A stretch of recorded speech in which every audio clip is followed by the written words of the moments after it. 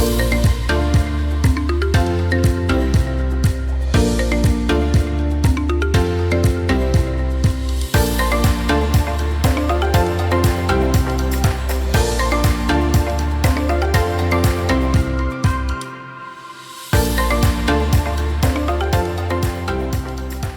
is Wellness by Designs, and I'm your host, Andrew Whitfield Cook.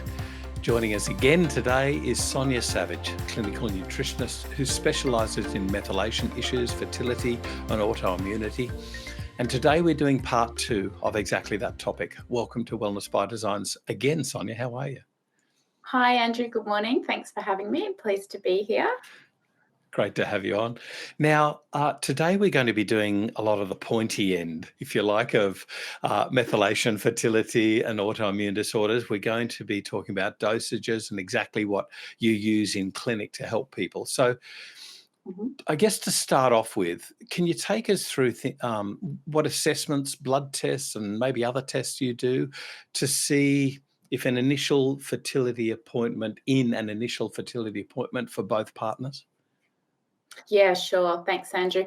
So I guess as I've chatted about before, I work, lucky enough to work in 2 clinics. So I work for MTHFR Support Australia, and then I also work under Balanced Life Nutrition. So sometimes it depends which clinic they sort of see me through, I guess, because at MTHFR, often people have sort of been on a long journey to get to us. So what I guess they present with at MTHFR is a lot. So often it's, 4, 5, 6 years of trying to conceive. So often that comes with a lot of, blood, semen analysis, really good workups. At Balanced Life, they might be just starting out. So potentially I've sort of got to get, full bloods, a semen analysis depending on where they're at in the journey. Sometimes that's a bit tricky to get off the bat.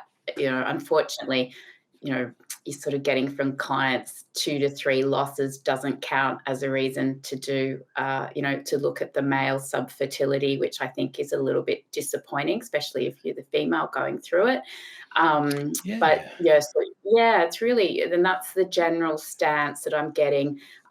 It's only 2 miscarriages. Usually by 3 they'll do it, but I find that's a bit disappointing. And is that because of cost? I think so, and through Balanced Life, I see a lot of country-based clients, so it could be a bit more of a country versus sort of city thing as well. But I do find that, especially, one person comes to mind. They were, 10 week mesca 10 and 11 weeks. They're not talking about 4 weeks, and the GP's answer was, "Oh yeah, we'll look at your partner if you have another one," which I find is pretty traumatic. But yeah, so full bloods is great to see. So full blood counts, zinc, vitamin D, sort of biochemistry, love to see iron for both parties generally, and then anything extra on top of that I love. So, any sort of workups or functional tests they may have done elsewhere, anything I can get my hands on I love, because that just helps you really work out where we go. And with MTHFR, often I do have genetics, even if it is just MTHFR to start with right from the beginning. Right. Okay. So just going back to the blood tests, do you order those yourself? Do you find that it's just easier to bypass the GP and get them done? There's a couple of people that I've used. How do you accomplish that? Sure. And I often request it before the first consult, so we can really get into the nitty-gritty. There's always a lot to do with diet, but having those bloods really helps you with diet as well. So in the lead up to the consult, I'll be recommending a list that the GP may be happy to do, and I don't even put any pressure on GPs to do things they're not comfortable with. So that might be homocysteine. Zinc is kind of sometimes in, sometimes out. Copper's normally out. But I'm encouraging sort of instant scripts. So $20, do one of the general blood panels or the why am I tired all the time, blood panels. You can get one of those a year. And then I'll just send them a pathology request for the 3, maybe the 3 extra that we need. That might be vitamin D, zinc, maybe homocysteine.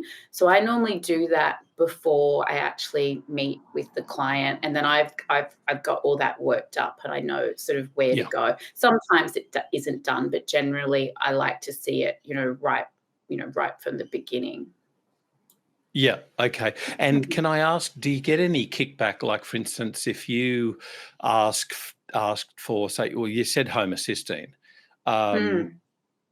are you getting a lot of kickback with this? I think was it taken off the screening Yeah, and it's quite availability? it's a tricky one. Like, forgive me, I'm not exactly sure about all the ins and outs of how they do it, but I believe it has to be packed onto ice, so it's tricky. So it is a bit more of an expensive test. Ah, I think to pay for it's about $60 or something, rather than just the 25 to 35. But I'll have some GPs that are very, very happy to do it. But I'm cognizant of not, that they're working within their lane, and if it's not something they're comfortable to do, I'll sort of explain that to the client and minimize the cost for the client to do it as best we can, utilizing what they can under Medicare. But being realistic, I often say, look, it's a meal out, let's just get it done. We probably won't have to do it again. Just try to get a really good workup to start with. And homocysteine's a handy one to have, especially going into pregnancy, because if it's too high, like, it can have some risks of, affecting miscarriage and so forth. So I do, and for the male, it can kind of really show where he's at with methylation and, potentially, heart health even, if depending on where he's at. So I do like it, if I can get it. Yeah. right. Even B12 though, B12 was taken off the Medicare list of screening tests, I think, with vitamin D. So that was way back Mm. in, gosh, 2016, something like that. Yeah, and So do you, that's a definite. Yeah, that's a definite. I'm sorry, I probably it's too early for me, Andrew. I didn't think of B12, but it is sort of the main leading one that I'd go for. So an active B12 if I can get it. So, B12 and an active B12 or holotranscobalamin, and also folate. So they would be the leaders of the pack of what you really need, what I would see you need going into it. so asking a GP to do those tests because you're not Mm. screening, you're suspecting. Mm. Do you find there's any issues with getting Not those tests really. done? Do you just get them No. done yourself? Yeah, no, I find B12 generally the GPs are happy to do it, and sometimes happy to do both. So I haven't found as many issues, sort of with clients getting B12 through their GP as with the other tests like zinc and vitamin D. I think vitamin D is Yeah, now once every 3 years or something under Medicare. Yeah. yeah, yeah. Mm. What about other tests? Of course, Yes. using it may be more expensive, but Mm. methylmalonate. Do you Mm. use other Love them. any other Love surrogate them. markers? Yeah, love them if I can get my hands on them. And so I tend to sort of, rather than just doing methylmalonic acid, if it's in the budget, do a full organic acids test, because then you're getting just so Right. much more. I think methylmalonic acid's about $70 or something just to do on its own. And if you can kind of get the whole organic acids test, that sort of really is helpful. And I think for people who've had, multiple losses or have been trying for, 5, 6, 7 years, it just can show us, could it be yeast, other oxalates up, what's happening, with nutrition in the cells. I think it's a great one. And then depending on where the female's at with her cycle and so forth, love a Dutch too. I love a Dutch. So I'd love to have all of them, but obviously, it's an expensive process. So you've got to pick and choose. And if the client can only afford bloods and change their diet, I'm happy to work with that as well. It's one of those horrible choices. Sometimes they're expensive tests. We're in a tightening economy, but to Mm, do, for instance, a cycle of fertility, you then got to look at value totally. And it's versus much cheaper disappointment and than the 5 years. emotional pain that couples go through. So it's kind of like, Yes. That's correct. Yes. Mm. Okay, so let's move on to supplements. What are the main supplements that you use for fertility clients? How do you start them? How do you initiate them? And Mm. how long do you recommend that they use these before they start trying, for instance? Yes. So ideally, I'm loving to see people at least 4 months before they want to start to try to conceive. And that often isn't Okay. always the case. I get people who, are 2 weeks pregnant, or they want to start IVF in 2 weeks, or, but realistically, to get the folate into, whether it's for both female and male, it's important to do, to start that process minimum 6 weeks out, but ideally longer. And if there's a lot going on, if there's a lot of inflammation, if diet's terrible, if there's autoimmune involved, like probably sometimes 6 months is what you need. But it depends where they're at. It's often very hard if someone's been trying and actively through the fertility kind of up and down journey, to ask them to wait for 6 months, but you can normally get 3 months, or at least 2 to 3 months. But that would be ideal. And spermiogenesis takes, I think it's 70 days. I sort of explain things like that. What you're doing 70 days before is what counts. You can't just start the multivitamin a week before you want to start trying to conceive. No. And it makes a huge difference. So as far as supplements go, the first thing I always look at is B12. Poor old B12, left it off my blood list, but that's where I would start. And look into it a bit further. So sometimes, B12 might look really good in the blood. And if you're lucky to have genetics as well, I might see their TCN2, and I'd be questioning whether the B12 in the blood is actually what you see is what you get. So that could actually mean, you do an organic acids and the methylmalonic is not good. So you might want to look at some subcutaneous injections, particularly if they're presenting with B12 deficiency type, fatigue and, lots of other things that go with B12. So I guess starting with B12 and in the sort of methylation side of things, I find then I'd work in the folate, and the folate will be dependent on a lot of things, but ideally methylfolate is generally what you'd go for. But once again, that can be genetics of why that doesn't work. So get the B12 in first, because people will react to methylfolate if they're low in B12. So you've got to get the B12 in first, even if it's just a week or two. You'd start with B12, and then I'd look at whether that's methyl B12 or hydroxy B12. A few reasons for that, whether I think they're going to react. If the homocysteine is really high, then I definitely want methyl. If it's on the lower side, I'd probably go hydroxy. Then working in the folate. So I'd start really low if I think they're going to react. If I've got genetics and they're comp plus, I'd be really careful with methylfolate, because it's going to increase dopamine, and then that could cause anxiety. And by the time they've got to me, often they've said, I've tried methylfolate and I felt terrible. So I sometimes already know that without even genetics that we have to be careful.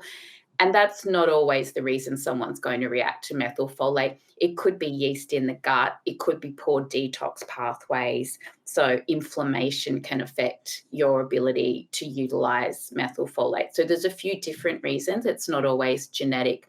But I'd put in the B12. Then I'd probably get in a prenatal, which is probably going to have either folinic acid and methyl, or just methylfolate. If they react to that, then I'd be looking at a methyl-free prenatal. So sometimes that can be, through that. Sometimes that there is, not that we're mentioning any names, but there is one that you can kind of get already done, or you might have to compound it. So you might, because there aren't actually many at all on the market that are methyl-free. So then that would be using folinic acid, but working up the dose and using magnesium to make sure they can actually utilize the folate. So I'd get B12 in, I'd get prenatal in, And then I'd be correcting things. So looking at vitamin D, and this is for both, like a prenatal for the man, B12 for the man. This is both sides of the coin here. Looking at generally men are okay in iron, but I have a number of clients who are vegan partners. So, we've got to look at their iron just like we have to look at the female's iron. Then we'd be looking at correcting things. So I really like to know zinc, particularly for the male. So looking at optimizing zinc, optimizing copper, balancing that out, looking at inflammation markers and working on antioxidant and liver support, like in that 3 months, looking at reducing inflammation, reducing free radicals. So then you might, the beauty of the prenatal is often there's so much in it that, you're ticking quite a few boxes, but then looking at things like maybe St. Mary's thistle, alpha lipoic acid, some extra things that are going to help that detox process, which is then going to help, obviously, the quality of the sperm. Yeah. Sonia, can I just go back a little bit to where we were discussing how people flip, if you like, and they get bad reactions from taking a methyl supplement. Obviously, the 5-MTHF is the form that's found in vegetables. So do these people react adversely to foods as well, do you find? And then obviously we bring in that whole gut thing. So it's kind of like the naturopathic axiom. We go back to healing the gut. Yeah, that's right. So in question, generally, if there's a lot of reactions to food, that's going to be reactions to vegetables, obviously your leafy greens and things, which I would see as that wouldn't happen generally because of folate, but it could happen for a number of different reasons with food sensitivities and things, potentially low molybdenum and things like that, which I would see as something you have to fix before you fall pregnant, because I don't think you should be going through a pregnancy if you can't eat vegetables. Yeah, I think, or, digestive enzymes, or working it out, because that's usually something else going on. I feel like for some people with MTHFR, I guess with the C667T polymorphism, if it's homozygous, I think folic acid in food can be causing some dramas for those people. If you've got 70% downregulation in your methylation folate pathway and you're eating the standard Australian diet, I think, and, they probably don't realize how that's coming out, but that's, driving inflammation and so forth. So I'd see that as a problem. I wouldn't see generally people tolerate folate from food really well, but once you're actually getting it in as a supplement, that's when you might. And look, I have got one client, to be honest, who does react to vegetables, and she is about to sort of go through IVF, but we've done our best. Like, we've got her eating, so much more than she was, but it's still not easy for her for lots of reasons. But I think as far as methylfolate goes, it's usually, as I said, one of those reasons why. So genetics, inflammation, poor detox pathways. And then I would start, if I feel that's going to happen, would start with niacinamide. So I'd start with a little niacin trial. So before I even gave someone methylfolate, I might say, okay, for 2 days, every couple of hours, take 250 milligrams of niacinamide and see how you feel. Do you feel less anxious? Do you feel nothing? Do you feel worse?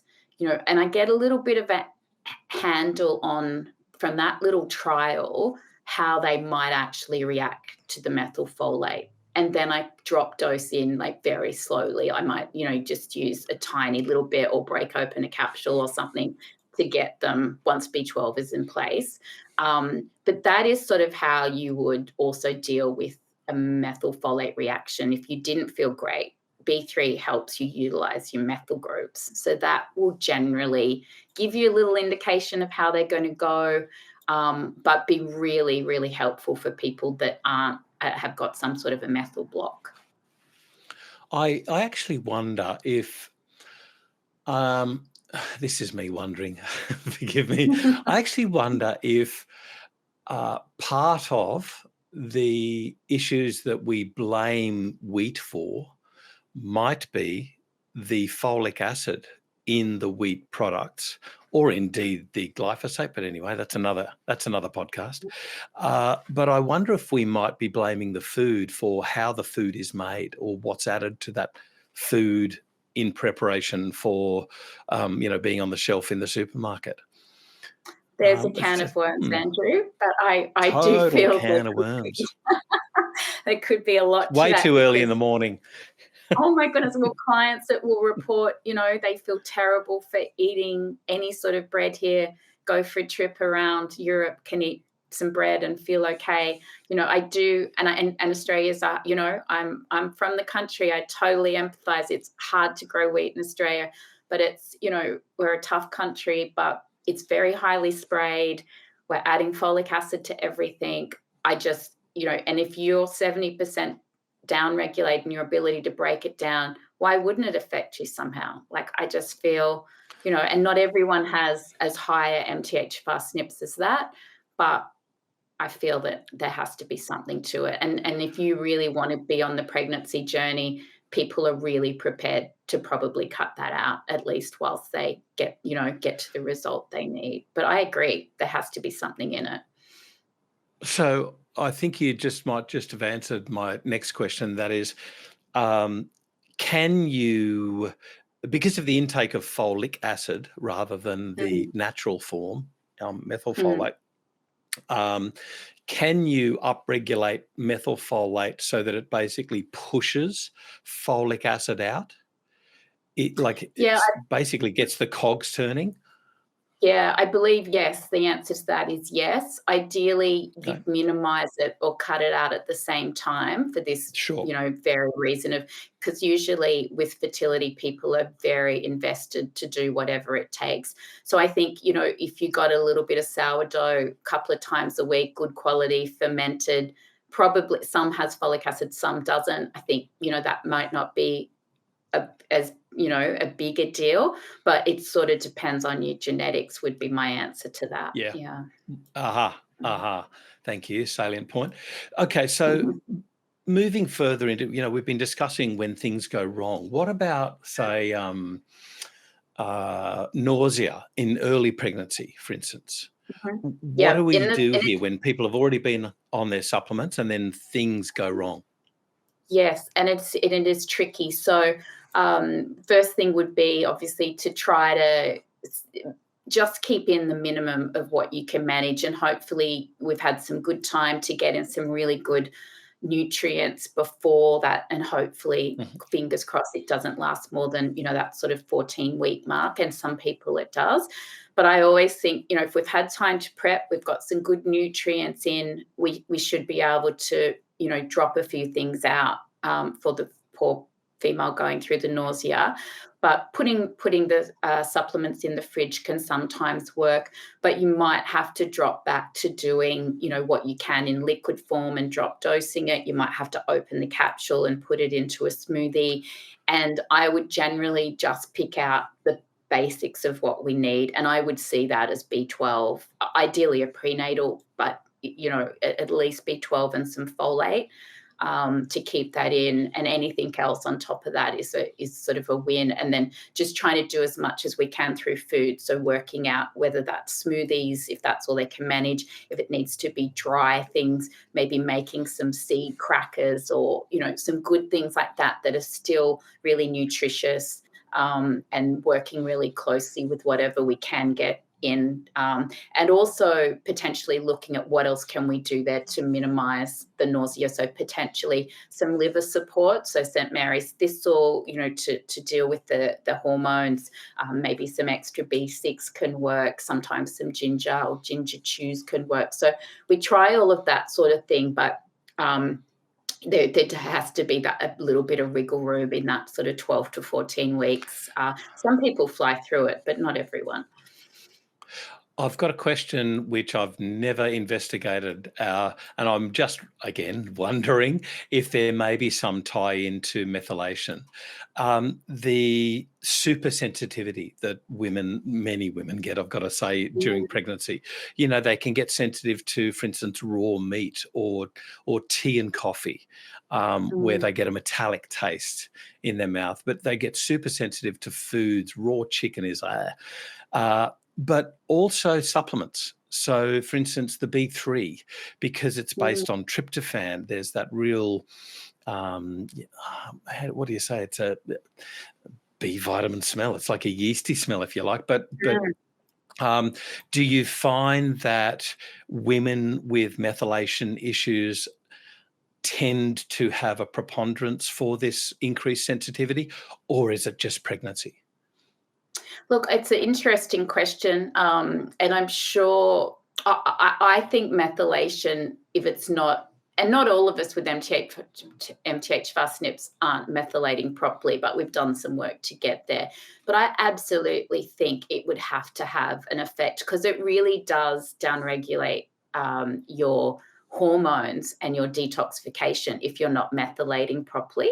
So I think in general, it would have to have some effect. And I've never sort of thought about it about who, because most people I see, I guess, do have an MTHFR SNP. So I'm a bit of I Yeah, guess I'm probably not a level playing field here, but biased just sample. through, yeah, exactly. But through life, I think that is so true. Whether it's alcohol, whether it's hormones, I think if you're not methylating properly, and you could still be not methylating properly and have no MTHFR SNP, if you're really depleted in B vitamins, like that's still going to affect anyone's ability to handle, that sort of detox process. So I'm sure there'd be something to it. Not an exact answer, but I would think yes, because methylation, the end result is detox, of hormones Yeah, or a got it. detoxification in general. Yeah. So, mm, And you were also mentioning earlier how some patients, when they start a methyl supplement, they feel terrible. Take us through mm. how that looks. What do they feel? What do they report?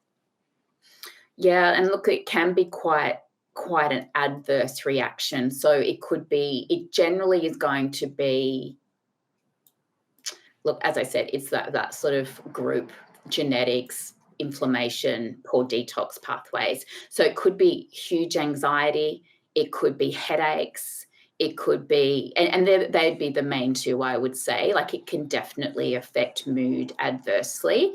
And, I'll never forget, I was a fairly new practitioner, and one of the practitioners had a client call to say she'd actually had suicidal thoughts taking Oh, methylfolate. I haven't come across that again, thankfully, but it whoa. stuck with me. It stuck with me. That was probably in my first couple of months consulting. So, that's that it can be quite extreme. So you do have to be careful. Like you don't just sort of say to someone, go and get, five, grams of methylfolate and go, because it just isn't right. Yeah. You know what? That also may be an example of something actually working. I'll segue back to this. Mm, I've known about a patient who um, previous history of suicidal thoughts, quite severe depression, multiple medications, but in this instance, he started a new medication for anxiety. And prior to that, he was anxious about having suicidal ideations again. The mhm. drug worked. The drug was successful. It took away his anxiety. So therefore, he merely had his suicidal ideation without any anxiety associated with it. In other words, he was now going to suicide. So the Oh drug gosh. effect was successful. The outcome for the patient was not. Mm, Now, thankfully, this patient was saved.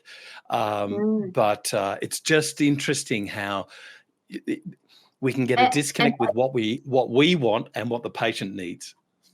that's exactly right, and methylfolate does work. You can see the first couple of cycles after you've got it in, the cycle might be a bit different, and it might not be great the first one, but you can see it's starting to affect. And they've brought out for a very short time the antidepressant that was just methylfolate, which I think it was 12 milligrams, I think it was. And it worked for a lot of people. So, really high dose. So for some people, methylfolate is fabulous. It's just not fabulous for everyone to start with. And often you can get someone to 500, maybe only 250. But with, jumping back to dosage, I would say if you've got, depending on your MTHFR SNP, you want to be up to probably at least 1,000, 1,500, maybe 2,000 with autoimmunity. Like that's the level you need to get to, I would see, for the good outcomes we see in clinic. So you've got to work the person up. And if you can't do it with methylfolate, you'd look into how you can. You try to clear the pathways and do all the work that needs to be done. But if that isn't possible, then you've got to do it, with folinic acid. Sonia, just as a last question, we tend to focus on female subfertility and female supplementation. What about taking us through maybe the issues of male subfertility? Where do you start? Do you always look at their work environment, for instance? So with a fertility consult, generally I'll do a 2-hour consult as the first opening gamut, which obviously is quite long, but we get a lot done. It's both the female and the male, and quite a lot will have been filled out before they come in. So, what are they both eating? How are they, how's sleep? How's going to the bathroom? What their jobs are. So I generally know, and I will check with that, are they cycling, 150 kilometers a morning? Are they landscape gardeners? So I'll know all that information coming in, which I see is really important. And generally speaking, I'll have bloods from both as well. So, and it's a big deal. They sort of think that we're on track by 2050, that, fertility is going to be a huge, huge deal because of men's subfertility. So, we really need to, you can't sort of, put the responsibility on the female. That's gone. They think, potentially it's edging over the 50% more the male subfertility. And the good news is there's so much that can be done. So all the things that we've spoken about would be looking at, B12, vitamin D, zinc and copper, be looking at reducing inflammation. What's the fasting glucose like? What's cholesterol look like? Do a really big workup. And the amazing thing is with males, once they're on the right sort of track, they would generally be super compliant. And it's amazing what you can do to turn around, especially if you've got a sperm analysis to start with. And, an example might be some wonderful clients I'm dealing with at the moment. The gentleman, we had an analysis done sort of mid last year, and he's gone from sperm concentration of 10.7 to 45, like that. It's in about a 6-month period. His normal forms went from 4 to 10. His progressive motility 13 to 47, I think he is now. Like, unbelievable. But that was a big change with diet. That's just not supplements. The main thing I would say with him was diet. He's highly stressed at work. His diet was terrible. His sleep wasn't great. But, they've got such a better chance now of conceiving. And before that, they've been trying for quite a long time. And they were never going to get there probably because no one had really looked into it from the male side. So I think it's so important, especially for people who've been trying a long time. Takes two people to tango, as they say. What about frequency of sex, for instance? A couple of people I've spoken to them about, maybe it's worthwhile trying to abstain for a little bit rather than going bull at a gate, forgive the pun. Yeah. Look, I think generally speaking, like it's a very busy world we live in. So I guess it's another thing to think about, right, we've got to leave it. I sort of, a very old GP of mine once said, I generally just give the advice of you try every second day between day 10 and day 20. You can't really go wrong. I know, I'm like, who has the time to do that? But I do think depending on what the quality is, I'm not 100% sure of the ins and outs of waiting, but I think definitely every day, that's probably not going to be useful. Every 2 to 3 days during that sort of ovulation window, I would think, I think working on the quality of the sperm and seeing it in an analysis, is probably better than just saying, wait 3 days, or I think just have the quality there. But yeah, I'm not 100% sure of the difference it What would a, make between 2 and 3 days. what about performance issues? I've had a young male who had performance issues, and there was some sort of data about using ginseng, for instance. Mm. Do you tend to favour the herbs here rather than nutrients? Do you tend to focus largely on their psychosocial issues? Tell me how you navigate that one. Yeah, I think if you can get, actual hormones to have a look at to see what is actually going on hormonally, so testosterone, SHBG, free testosterone, or have a look at that. Is it actually a hormone thing, which could be going back to a B12 and a folate thing, because they both are really important for hormones. I would look at it from that angle, and then I would look at from more the stress level as well. I think stress plays a really big deal with that. And to support, yes, in answer to your question, I potentially would use some support, but I'd be putting in those building blocks first, like just the methylation, nutrients, looking at diet, looking at sleep, potentially looking does the person need to sort of see a counselor or a psychologist? What else is going on that is causing that, particularly if it's a young person? Like there might be, that's a little bit more unusual, I guess, than a bit of an older gentleman. And I said last question, but what about male autoimmunity? Do you find that males with autoimmune conditions like fertility issues, once they have the reason, you just wind them up, let them go, and they're really compliant? Or do you find that if they've got autoimmune conditions, that it's a little bit more of a got to get them on board, you have to get them motivated? Yeah, I think with autoimmune, it's a marathon, not a sprint. So if it's an autoimmune condition they've got, it's for life. So you're getting a male getting their head around, staying gluten free, not too much alcohol, all of those sorts of things. Some will be, I feel so much better, Sonia, I'll do it. Other people, you can only get them on board for 3 to 6 months and they're amazing. And then, the switch gets turned off.